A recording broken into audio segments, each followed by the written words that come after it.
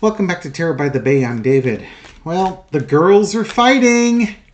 It's the RNC, and Kevin McCarthy's trying to give an interview talking about unity and how the Republicans are united and the Democrats are divided. And then Matt Gaetz crashes the interview asking what night McCarthy is speaking and just badgering him because McCarthy's not there to speak. And then Matt says, if you were up there on the stage, people would boo you off. And then somebody behind Gaetz says, "Shut up, Gaetz, you're being an a-hole." Gaetz goes slinking off into whatever hole he crawled out of. And then, McCarthy has already mentioned that Gaetz wanted him to, the whole feud started because according to McCarthy, Gaetz wanted McCarthy to stop an ethics investigation into Matt Gaetz for, having sex with underage women. Well, let me rephrase that. With girls. There's no such thing as an underaged woman. It's called a girl. Let's be very clear about this. Okay, so let's look at the energy of the RNC convention. What's the energy like on there? And then I want to sort of dive into the Gaetz McCarthy feud and how that's related to the energy in the RNC. Okay, so entertainment purposes only. Let's start with Gaetz and McCarthy. That's juicier. No, we'll start with the RNC because we can build on Gaetz and McCarthy from there. All right, RNC energy. The world card. We are the world. We are the children. They're trying to bring it all together. Come full circle, bring it all together, complete their task, world domination, whatever you want to call it. Certainly Project 2025 would create an all-new world for them. We just don't know what century we're going to be living in by the time they're done with it. But that's what they're trying to do. They're trying to bring everybody together. The problem is, maybe that's something that worked out really, really well once upon a time, say, before 2016, where, the Republicans would be in lockstep, they would be in unity behind their candidate, there would be no controversy. Instead, we have an exchange between McCarthy and Gaetz involving Gaetz giving nice gifts to young women and girls, shall we say. Underneath it all is the Page of Pentacles. There's just this immaturity around the Republican Party these days. They're a party with little values, or no values, as the case may be. They don't have a platform. All they do, the most vocal members fundraise 24/7 on social media. And that's where they think their value is. The Republican brand has lost its values, I guess, where I'm going with it. In the past, you got the Four of Wands. Yeah, this is usually bringing, it's a time of celebration. You're announcing your candidate, your vice president, your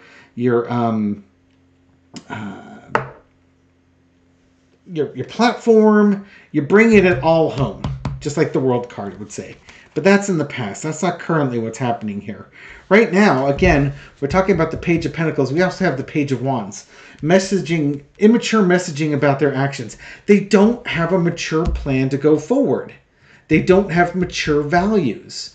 It's literally, for lack of a better description, the vibe I'm getting for this is just an excuse to have like a frat party with a bunch of old men and some young men. Yeah, I imagine there's going to be women brought in for it, if you know what I mean. But it's a sausage party for young men and old frat guys. I don't know how else to put it. No offense to frat guys out there, but in my college, y'all had a reputation. The overarching energy is the Three of Coins. Normally, this is where they're doing their backroom deals. They're cutting their political deals and stuff like that, gearing up for the election. And I'm sure some of that's still going on. But anything for the public to see is looking rather immature. The lesson to be learned is, just like RNCs of the past, money is going to talk. The American oligarchs will be there. Their spokespeople, I should say, will be there, talking with the politicians, greasing palms, making deals, so on and so forth. This is the most consequential presidential election in the history of the United States, because this will determine if we will have a democracy or not. And it looks like the fun's just beginning. Now, I don't know I think we're on day 2 or day 3. It was, when did they start? I don't remember they started. 15, 16, 17? Say the last day? I'd have to look to see. Hang on. July 18th. So we got one more day after today. But the energy's picking up. I haven't seen much of the way of fireworks other than this one exchange between Gaetz and McCarthy. But I would expect that given the outcome of the 5 of Wands, the Hillbilly Brawl card, that we might start seeing some fireworks coming up here really quickly. Because that's just, they aren't the party of lockstep anymore. They've lost that title. The party of money, big corporations, big donors, big money. Not saying the Democrats aren't, but the Republicans have certainly sided with big business over common workers and such. But it's always been that way for my lifetime anyways. All right, McCarthy, Gaetz. Y'all put on a facade, 6 of Cups, that everything's going on okay, but clearly it's not. So the McCarthy-Gaetz spat, how is that representative of what we're seeing with the Republican Party? How are these connected? Why is this happening? How is it going to impact the convention? All right, these last 2 or 3 cards want to stay on top, so who am I to say no? Maybe Spirit will give me an easy one on this one. Okay, foundation of the reading is the Tower card. Well, whether or not they make it easy, I'm sure the folks watching it is. I expect a big finale tomorrow. I'm going to be actually kind of disappointed between the 5 of Wands and the Tower card if we don't get something of a big finale at the RNC tomorrow. I don't think we'll get fireworks tonight because as I record this, it's probably about 10 o'clock at night or so. 9 to 10 o'clock at night on the East Coast. Somebody's buzzing me on my phone. But it's a crashing down. I think this is probably the last RNC with the Republican Party as we know it. In other words, the civil war they keep wanting is going to be a civil war amongst Republicans or conservatives or people that wear red baseball caps versus people that don't wear red baseball caps, but they all vote Republican. Crossed with the King of Cups. And there's that 6 of Cups again. Usually what they would be doing is attacking the president. Building up a campaign to go after Biden.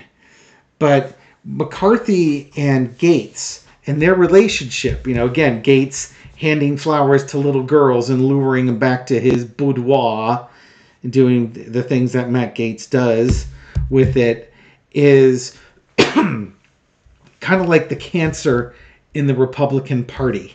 And it's going to lead to a fight, an argument. Things are going to go spilling out. Expect like a shouting match or something like that. Gaetz was trying to get under McCarthy's skin. McCarthy was ignoring him. And I don't think Gaetz is the type of person who likes to be ignored. So I think there's a lot of tension simmering. People are about to lose emotional control. But what should be mature men are going to be very immature men really quickly. hold me back, bro, before I teach this guy a lesson type of thing. Gaetz would use violence. McCarthy would use words. In the past, you got the Five of Cups.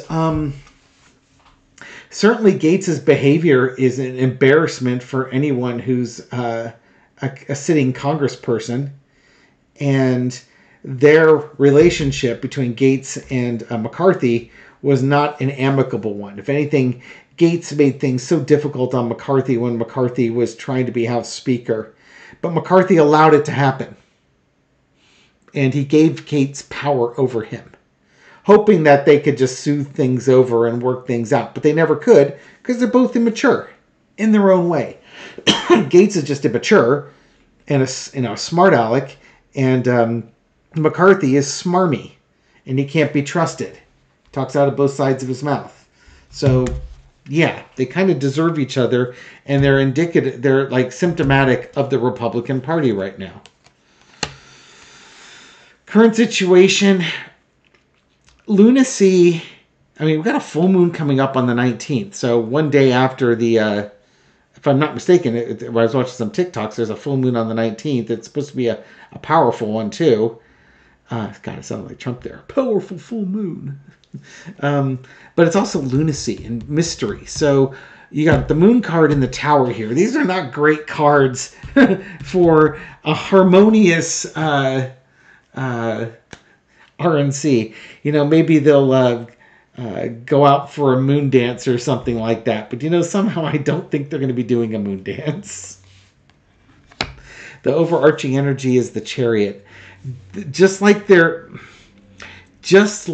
relationship, you don't know what's happening under the scenes or what's going to happen next, but it's festering. It's moving on and it's degrading. It's a slow downward spiral. But if that's the Chariot under control is progressing forward at a slow pace, and Gaetz and McCarthy are not getting better; they're getting worse. It's a slow downward spiral, but that downward spiral, the low energy of the Chariot is out of control. Nobody in control of the Chariot. It could go speeding up, and it's going to crash. I really think that if we're going to see a crash in the RNC, it's going to happen by tomorrow.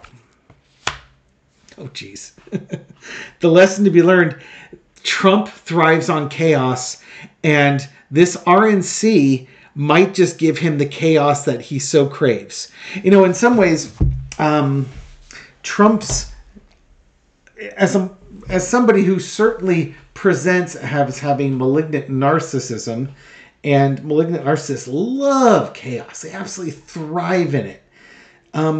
Trump is constantly he's reaping what he's sowing. He's out there talking about bloodbaths and civil wars, and then some young 20-year-old takes a shot at him. Oh, by the way, Bo, the Fifth Column, just came out with a video today discussing some information was released on the shooter. And what he was saying was reported on the House floor and reported by some members of the House is that the young man had a severe depression problem or diagnosis that he was looking up.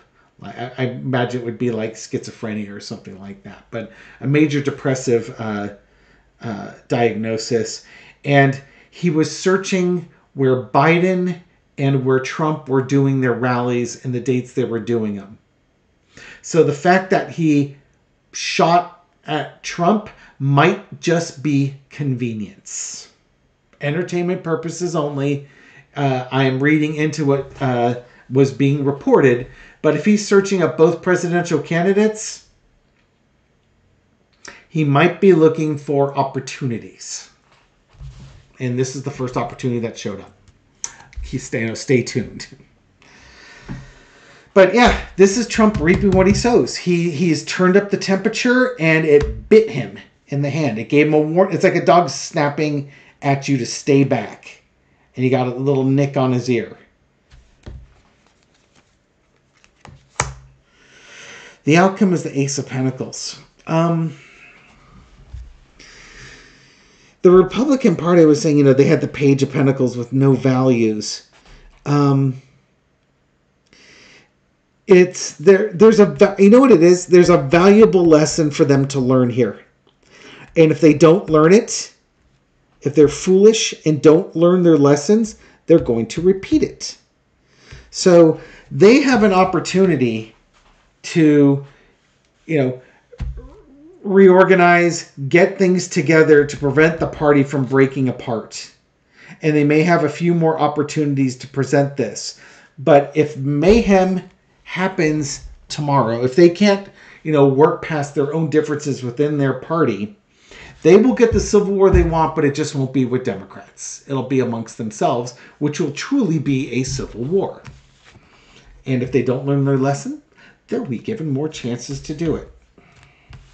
Maybe this is their one big chance to not do that, not devolve into chaos. But, yeah, with that Five of Wands on the other reading, chaos is likely. Okay, so will there be massive chaos in the RNC before the end of the day? By the time they close, will there be a bunch of chaos in the RNC? I'll just do a simple yes or no for Carter and leave it from there. Maybe it's just going to be an undercurrent of grumpiness or something along those lines. Yikes. I'm having a hard time doing my overhand shuffle here. RNC. Will there be a bunch of chaos by the end of the RNC? 10 of coins. Maybe not. Maybe they'll just get a bunch of money instead. There's the Chariot. Whether they can stay in control or go out of control, it's really up on them. Judgment. Two of Swords. It's funny. They can have unity or they can have money. Or they, maybe not. The cards are pointing that there could be some chaos. But, when I'm asking this, will there be chaos by the end of it? No, it's more like saying there's just going to be big payouts at the end of it here. People, they've made their choice going forward. And, they're going to have to live with the consequences of their choices. So, will there be massive chaos tomorrow? It'll probably just be simmering. It'll probably just be a simmer, and cooler heads will prevail. If I'm wrong about it, I'm wrong about it. But, this reading said both. But I think in the end, since I asked if there would be chaos by the end of it, it looks like, if I read those cards positively, that they'll be able to sort things out. Cooler heads will prevail. But the tension, the underlying tension will still be there. Let's leave it at that. And we'll find out. All right. I hope you found this reading insightful, and I'll catch you on the next one. Take care.